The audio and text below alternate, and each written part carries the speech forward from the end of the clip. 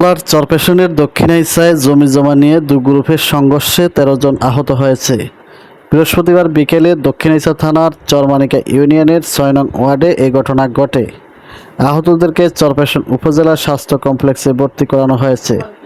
আহতদের মধ্যে ফাতেমা বেগম, জসিম, ইয়াসমিন, রেহানা বেগম, শাহিনা বেগম, আঙ্কুরা বেগম, মাইনুর বেগম এর নাম জানা গেছে।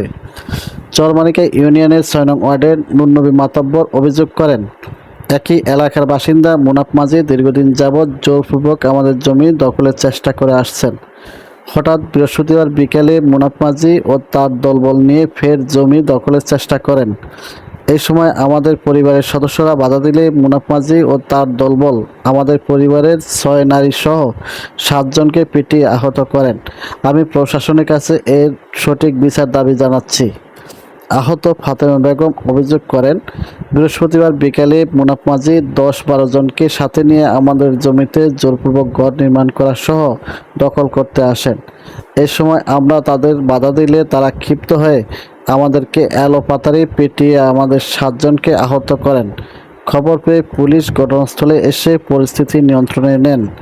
এই প্রসঙ্গে মুনাফ মাঝি বলেন, প্রতিপক্ষের হামলায় আমার পক্ষের ৫ জন আহত হয়েছে। তাদের চরপেশন উপজেলা হাসপাতালে ভর্তি করা হয়েছে।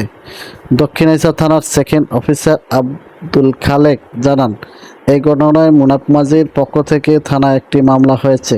তদন্ত করে আইনি ব্যবস্থা নেওয়া হবে। সময়ের চিত্র, নিউজ ডেস্ক।